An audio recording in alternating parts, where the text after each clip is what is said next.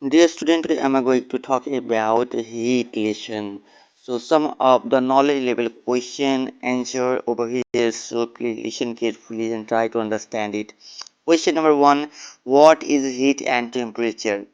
Answer: the heat is a form of energy which produces the sensation of warmth, while the temperature is the degree of hotness of bodies. Question number two: what is a specific heat capacity? What is its unit? Answer: the amount of heat required to rise the temperature of the unit mass of the substances to 1 degree Celsius is called a specific heat capacity. Its unit is joule per kg per degree Celsius. Question number 3: in which things does heat depend on? It depends on the mainly into two things. They are: number 1, number of molecules of mass of that substances.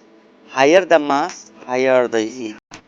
Second one, vibration of molecule. Higher the vibration, higher the production of heat. Question number 4. Define conductor and insulator of heat with examples. Answer: conductors are those substances which allow heat to flow from one point to another point easily. Example: copper, aluminum, etc. Insulators are those substances which do not allow heat to flow.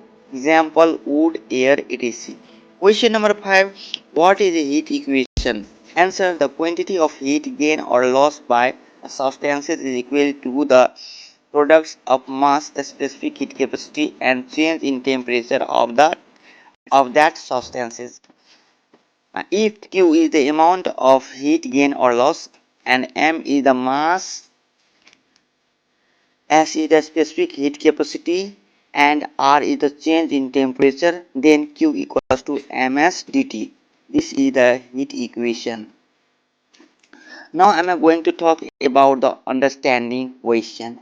Yes, so try to understand. So first questions: write down why the night in desert is very cold and day is very hot. The reason: what is the reason? The specific heat capacity of sand in desert is 800 joule per kg percent Celsius. As it has a low specific heat capacity, its temperature increases at faster rate in daytime and its temperature decreases faster